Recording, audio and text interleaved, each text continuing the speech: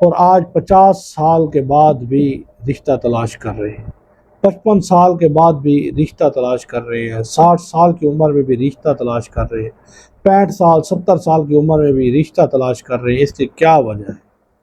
اس کی وجہ لیٹ شادی اور اس کو نہ سمجھتے ہوئے کر جانا۔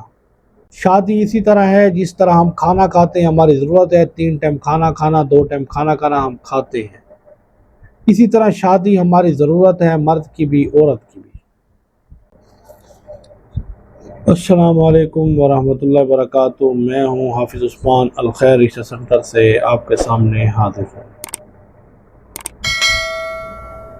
الحمدللہ پوری دنیا سے لوگ رابطہ کرتے ہیں، جن میں کنوارے بھی ہوتے ہیں، طلاق یافتہ، بیوہ، مطلقہ، خلا یافتہ، ہر طرح سے خاتون مرد حضرات رابطہ کرتے ہیں اور ہم ان کے لیے کوشش محنت بھی کرتے ہیں، اور پورے پاکستان کے علاوہ باہر کے ملک میں رشتے مسلسل کروا رہے ہیں، رابطے کروا رہے ہیں اور ان کو میچ بنا رہے ہیں۔ اور ہمارے رشتے الحمدللہ بہت کم ہوتا ہے کہ وہ نہ چل سکے یا ٹوٹ جائیں۔ آپ کو پتہ ہے کہ پاکستان کے اندر، دنیا بھر کے اندر لاکھوں کی تعداد میں طلاقیں ہو رہی ہیں۔ چاہے پاکستان کی لڑکی ہے، وہ پاکستان میں ہے یا باہر گئی ہوئی ہے، تو طلاقیں ہر جگہ ہو رہی ہیں۔ کچھ کو کچھ طلاق کی وجہ ہے، کچھ بیوہ ہو رہی ہیں، کچھ خلا یافتہ ہیں، کچھ کو کیا مسئلے ہیں، کچھ کو کیا مسئلے ہیں، اور اوپر سے خواتین کی تعداد بھی بہت زیادہ ہے۔ اور اس کے ساتھ ساتھ جو ہم لیٹ شادیوں کا ہمارے اندر رواج پڑ گیا ہے، اس کے مسائل بھی بہت زیادہ ہیں۔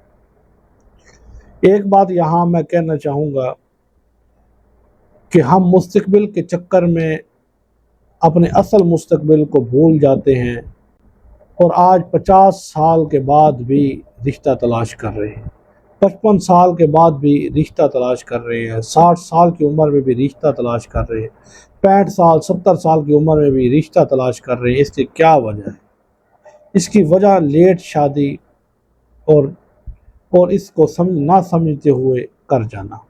آج اپنی ڈائریوں میں، اپنی وصیت نامے میں لکھ لو، اپنے خاندان کو لکھ کے دے دو کہ تعلیم کی وجہ سے، مال کی وجہ سے، دولت کی وجہ سے، مستقبل کی وجہ سے اس کو لیٹ نہیں کرنا، شادی کو لیٹ نہیں کرنا۔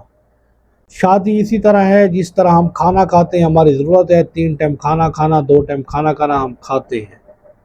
اسی طرح شادی ہماری ضرورت ہے، مرد کی بھی عورت کی بھی، اور فطری اللہ پاک نے اس کے اندر ضرورت رکھی ہے۔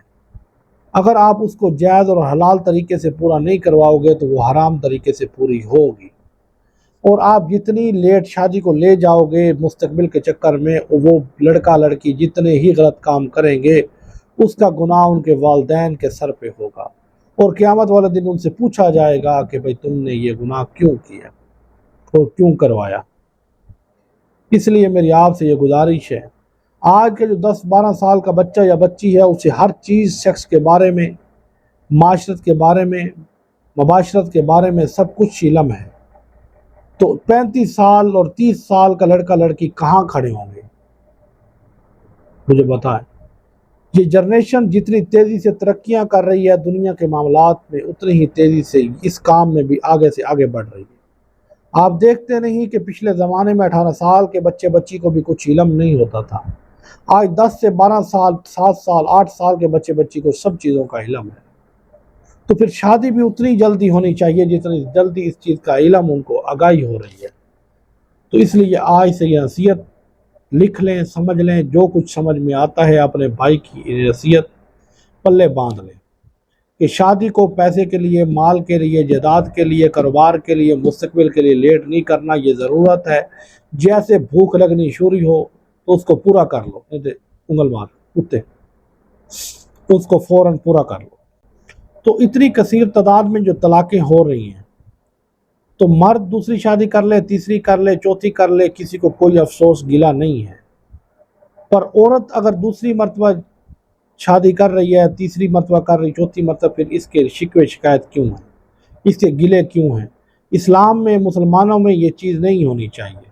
یہ معاشرتی جو رواج ہے یہ غلط ہے، اور اس کو غلط ہی کہنا چاہیے۔ اگر آپ کو کسی وجہ سے انبن ہو گئی ہے، آپ کے معاملات نہیں بن سکے، تو کوئی مسئلہ نہیں ہے، آپ دوسری کرو۔ دوسری جگہ پہ نہیں سیٹنگ ہوئی، تیسری کرو۔ تیسری جگہ پہ سیٹنگ نہیں ہوئی، چوتھی کرو۔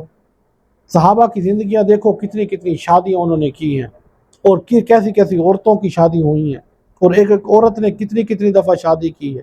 صحابیات نے کتنی کتنی مرتبہ شادیاں کی ہیں۔ یہ کوئی عیب کی بات نہیں ہے، اور اس کو عیب نہ ہی بنایا جائے۔ اگر کسی کی پہلی شادی ناکام ہو گئی ہے، مرد ہے یا عورت ہے، اس کی کوئی زندگی ختم نہیں ہو گئی، کوئی اس کا پرچہ نہیں کٹ گیا، کوئی اس کے اوپر عذاب نازل نہیں ہو گیا۔ یہ ایک فطری عمل تھا، آپس میں دو لوگ سفر کر رہے تھے، نہیں بن پائی، ختم ہو گئی، جان چھوٹی۔ ایک دوسرے کے دشمن نہ بن جاؤ، ایک دوسرے کے گلوے شکوے نہ بن جاؤ، ایک دوسرے کے لیے عذاب نہ بن جاؤ، ایک دوسرے کے لیے مشکلات پیدا نہ کرو، دونوں اپنے اپنے راستے اپنا۔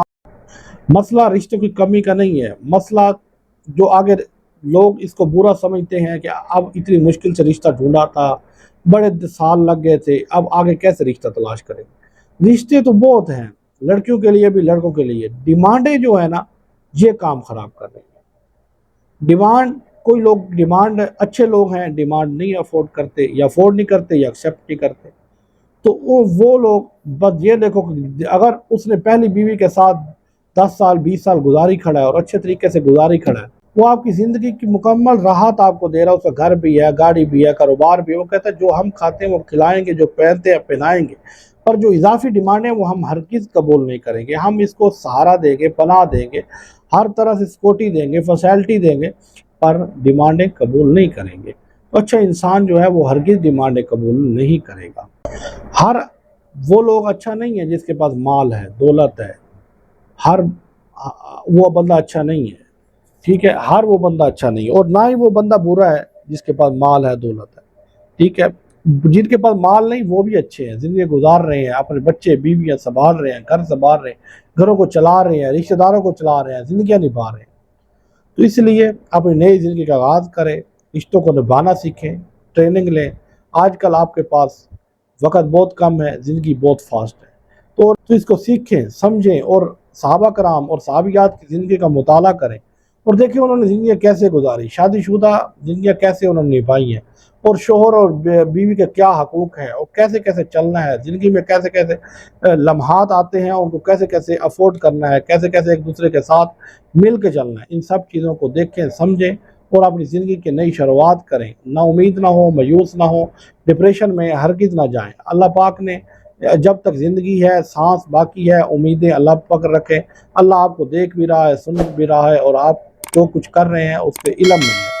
اللہ پاک، امید ہے ویڈیو اچھی لگی ہو تو کمنٹ میں اپنی رائے کا اظہار کریں، چینل کو سبسکرائب، لائک، شیئر ضرور کر دیں۔ شکریہ، اللہ حافظ۔